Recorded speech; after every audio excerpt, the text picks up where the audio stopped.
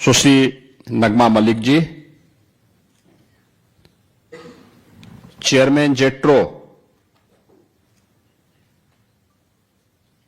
उत्तर प्रदेश सरकार के एडवाइजर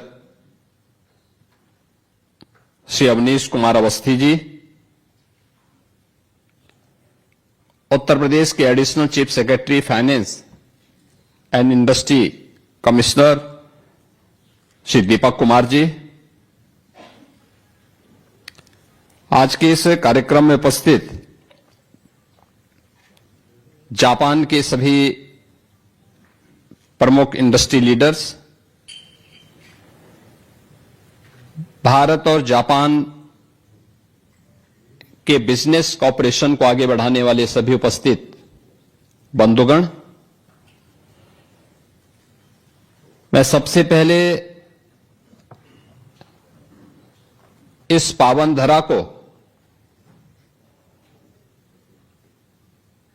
जो धरा अपने आप को लैंड ऑफ द सनराइज के रूप में विख्यात है, मैं उसको नमन करता हूं और आप सभी का इस कार्यक्रम में उपस्थित होने के लिए हृदय से अभिनंदन करता हूं।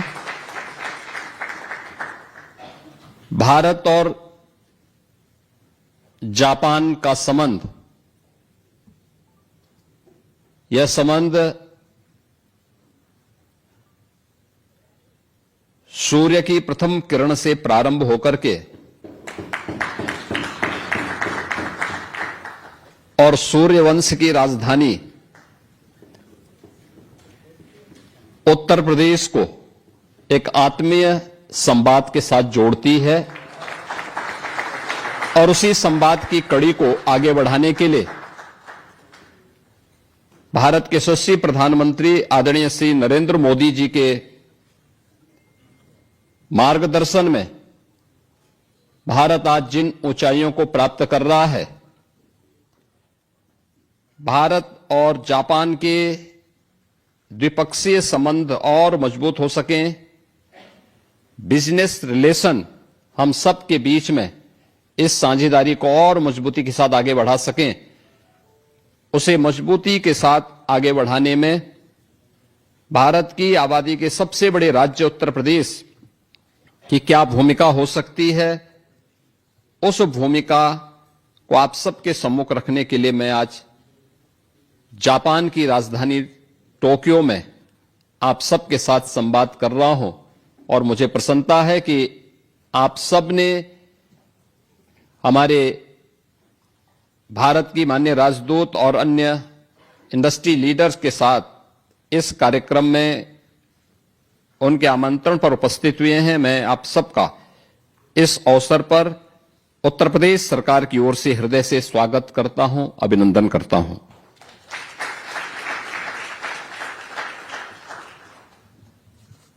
मित्रों, आप सब जानते हैं कि उत्तर प्रदेश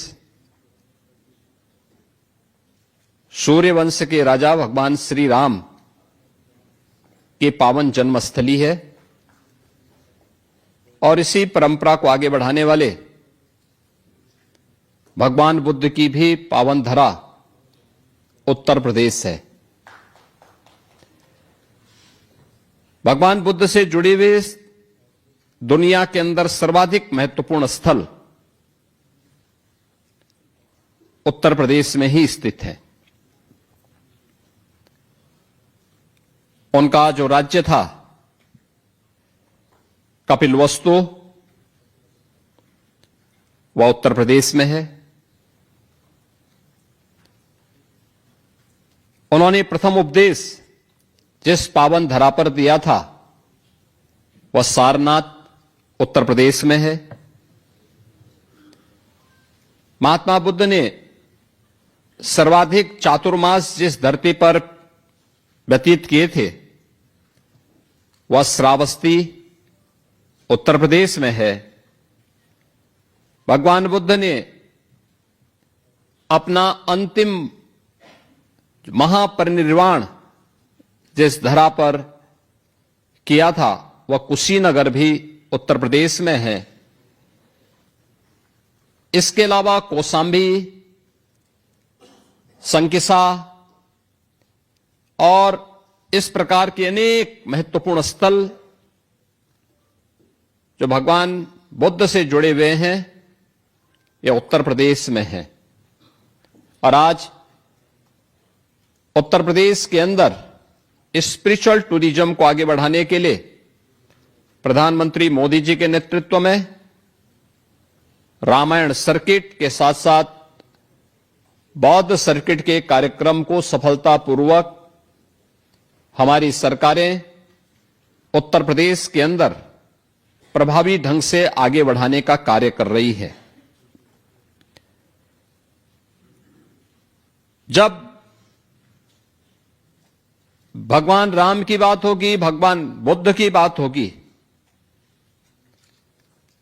तो स्वाभाविक रूप से इन दोनों का संबंध सूर्य वंश की उस महान परंपरा से है जिस सूर्य की प्रथम किरण का उदय होने का इंतजार हमेशा जापान वासियों को होता है।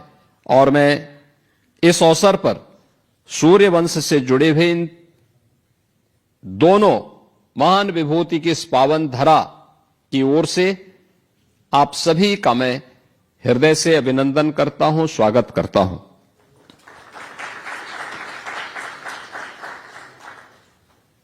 मुझे प्रसन्नता है कि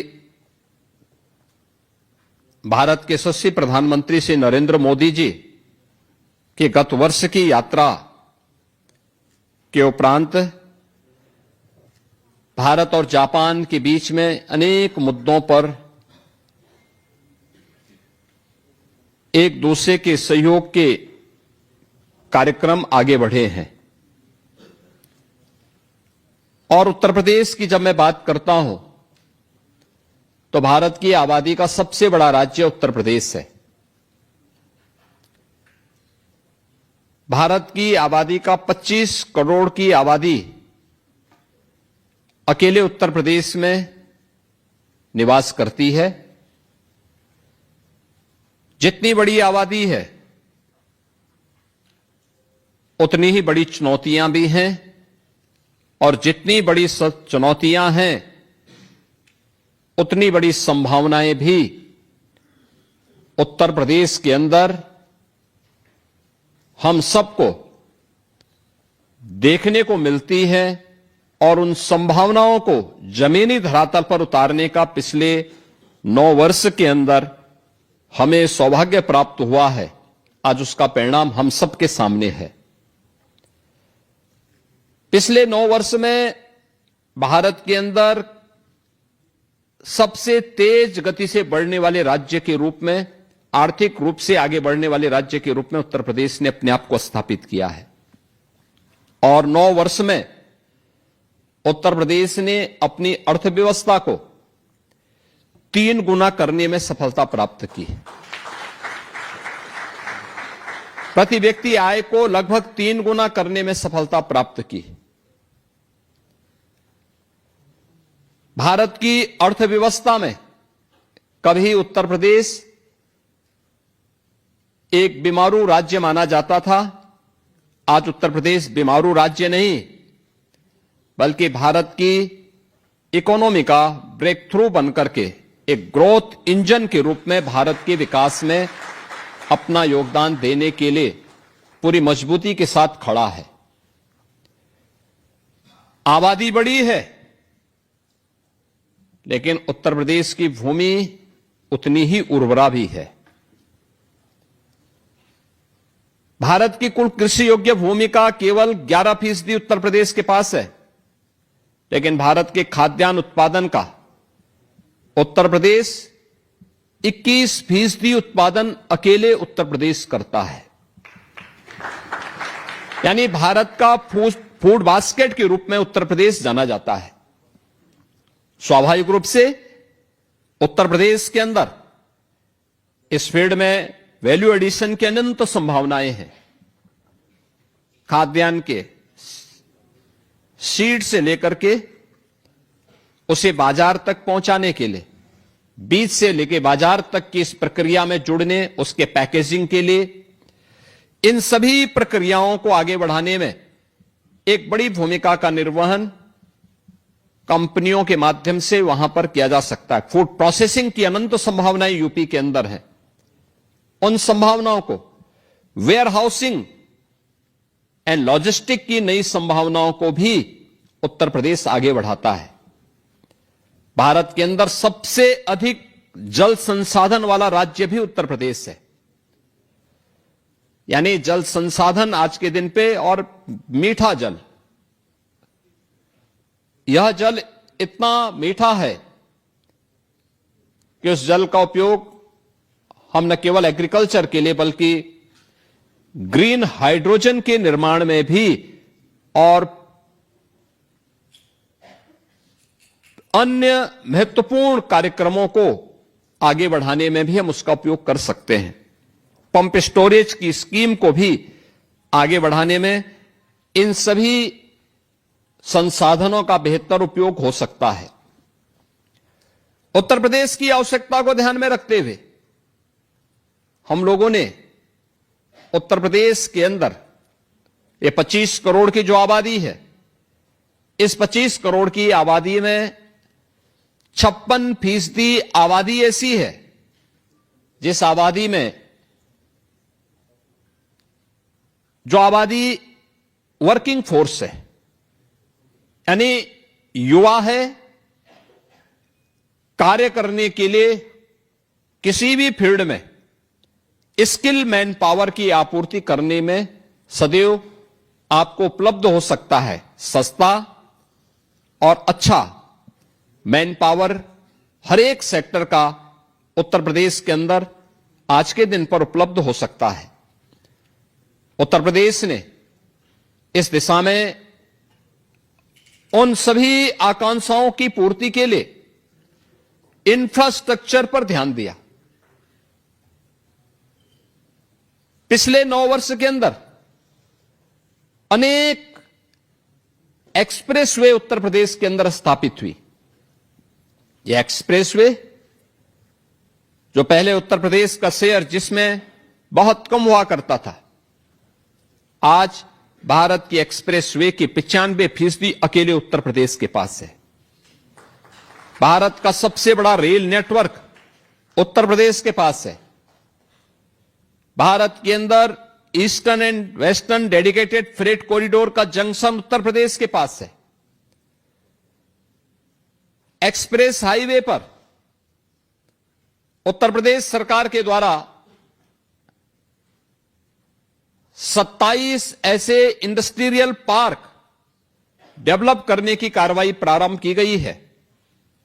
और मैं आमंत्रित करूंगा जापान के अपने बिजनेस लीडर्स को कि वे उत्तर प्रदेश में आए, प्राइवेट इंडस्ट्रियल पार्क के कार्यक्रम को आगे बढ़ाने में अपना योगदान दें। और मुझे बताते हुए प्रसन्नता है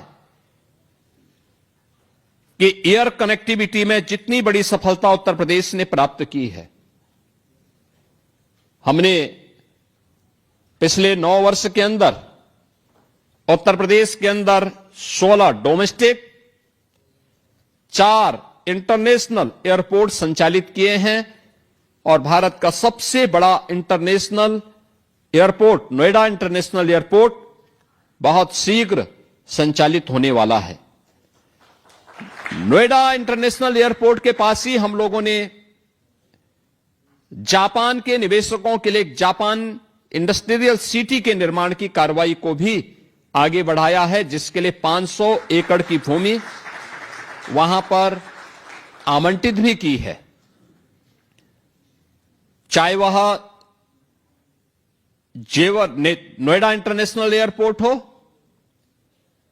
या फिर अन्य महत्वपूर्ण एक्सप्रेस हाईवे के पास बनने वाले इंडस्ट्रियल क्लस्टर, इन सब में निवेश की अनंत संभावनाएं हैं।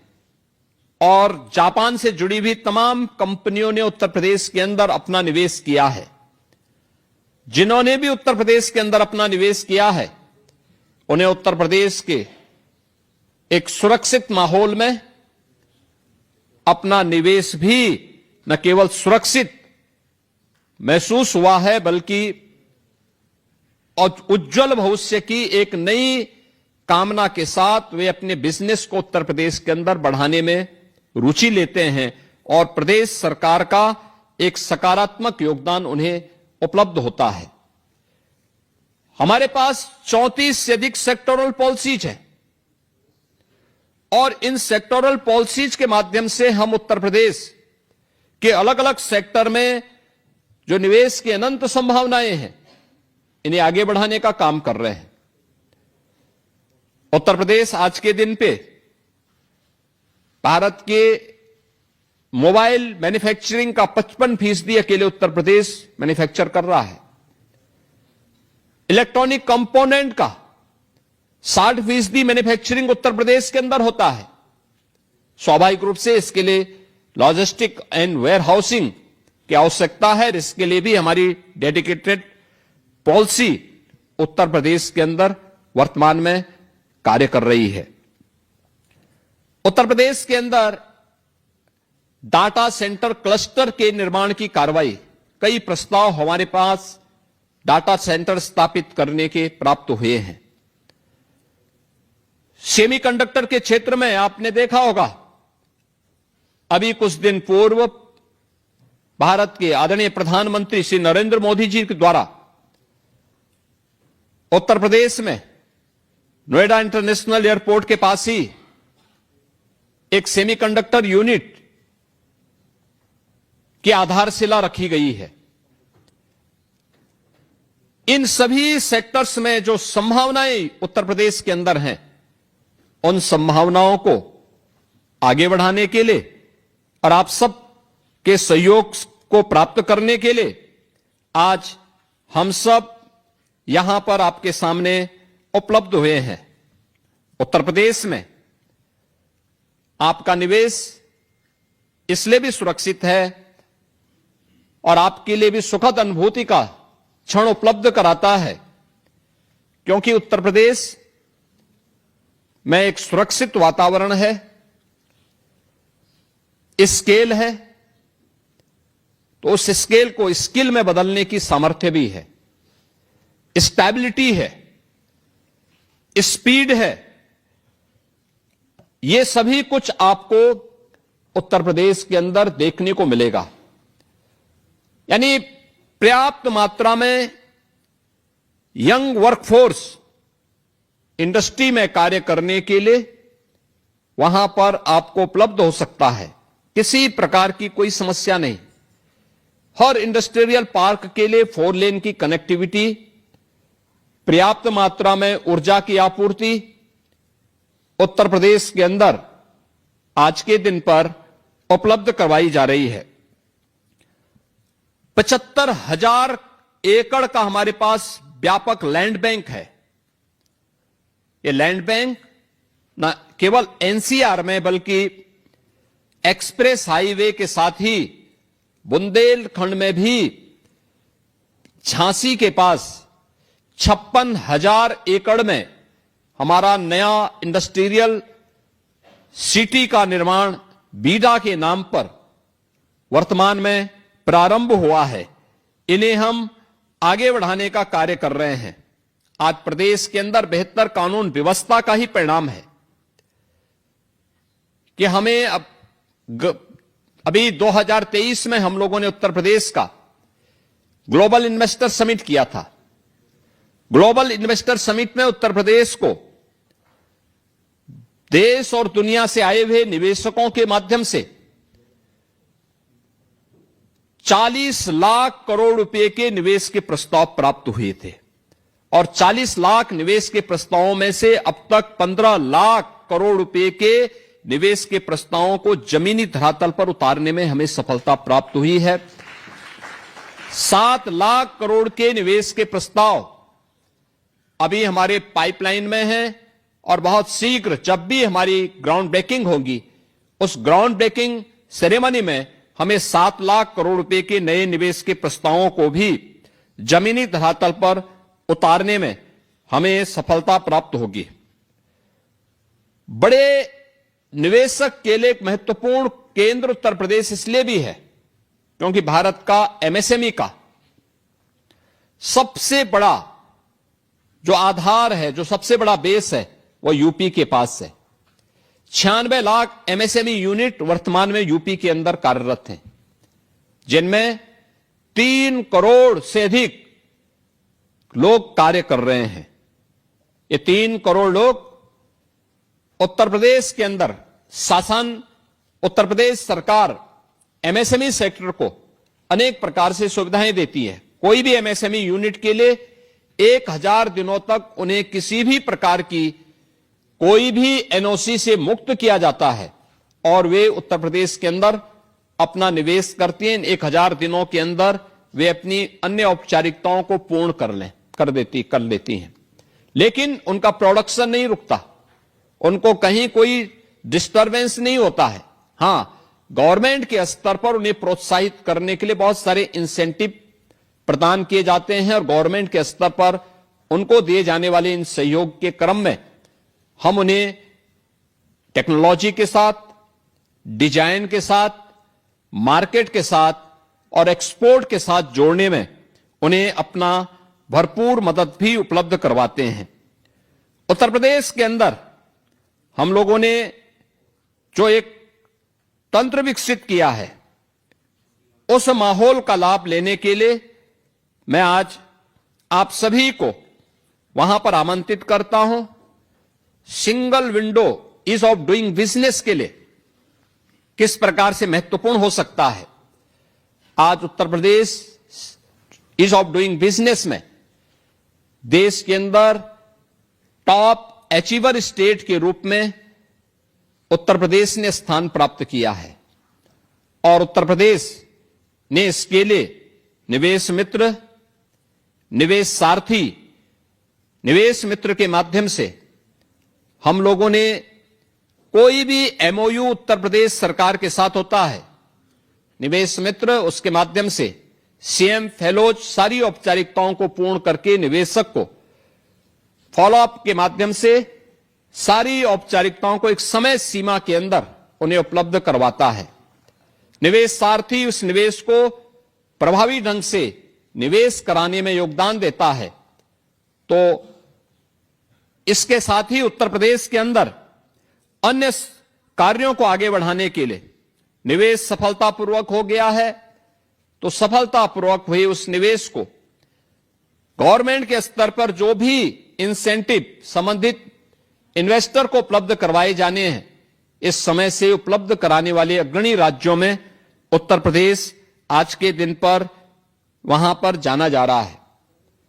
हर एक सेक्टर में, एजुकेशन में, मेडिकल हेल्थ में,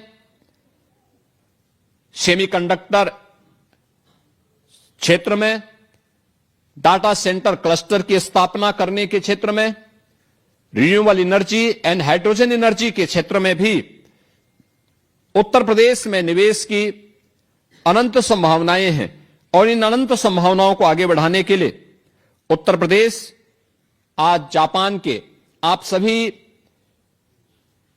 बिजनेस लीडर के साथ यहां पर संवाद बनाने के लिए आज हमारी पूरी टीम उत्तर प्रदेश से यहां पर उपस्थित हुई है। मैं आप सभी इंडस्ट्री लीडर का आह्वान करूंगा कि भारत के सबसे अच्छे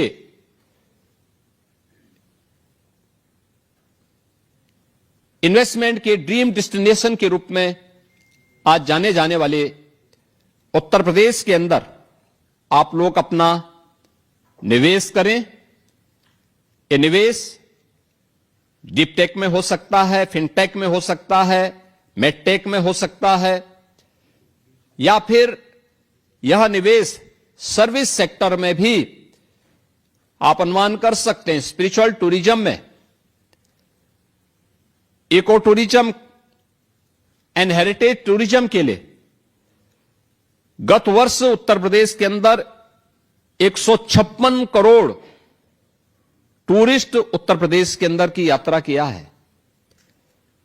उसके स्केल को देखिए, होटल्स की चेन बन सकती है, अच्छे रेस्टोरेंट बन सकते हैं, इलेक्ट्रिक व्हीकल मोबिलिटी में हम वहां पर निवेश करके इसके माध्यम से निवेश को आगे बढ़ा सकते हैं। इन सभी सेक्टर्स में जो अनंत संभावनाएं हैं। उन संभावनाओं को आपके सामने प्रस्तुत करने के लिए आज टीम यूपी आपके बीच में आई है, आपका आह्वान करती है कि आप उत्तर प्रदेश में आइए। उत्तर प्रदेश के अंदर किया जाने वाला आपका प्रत्येक निवेश न केवल उत्तर प्रदेश के लिए बल्कि आपके लिए भी वह निवेश पूरी तरह सुरक्षित भी होगा और आपके एक उज्जवल भविष्य को आगे बढ़ाने में एक निर्णायक भूमिका का निर्वहन करेगा। आज के इस अवसर पर मैं एक बार फिर से इतनी बड़ी संख्या में आप सब आज यहां पे बिजनेस लीडर्स एक साथ जापान की राजधानी की टोक्यो में यहां पर उपस्थित हुए हैं। मैं इसके लिए भारत की जापान में एम्बेसडर सुश्री नगमा मलिक जी को, उनकी पूरी टीम को, भारत जापान बिजनेस कोऑर्डिनेशन से जुड़े हुए जितने भी हमारे पदाधिकारी हैं, उन सबको मैं हृदय से धन्यवाद देता हूं और विश्वास करता हूं कि हम सभी लोग मिलकर के इन निवेश की संभावनाओं को आगे बढ़ाने में अपना योगदान देंगे। मैं आप सभी को उत्तर प्रदेश की यात्रा के लिए भी आमंत्रित करता हूं कि आप उत्तर प्रदेश में आएं और बिजनेस के साथ साथ उत्तर प्रदेश की स्पिरिचुअल टूरिज्म से जुड़े हुए स्थलों को एक बार आप अवलोकन करें, उन्हें देखें और उनमें भविष्य की उन संभावनाओं को भी टटोलें जो आपके सुरक्षित निवेश के लिए एक उत्तम स्थल के रूप में आपको देखने को मिलेंगे। आप सबको मैं एक बार फिर से हृदय से धन्यवाद देते हुए अपनी वाणी को विराम देता हूं। धन्यवाद। जय हिंद।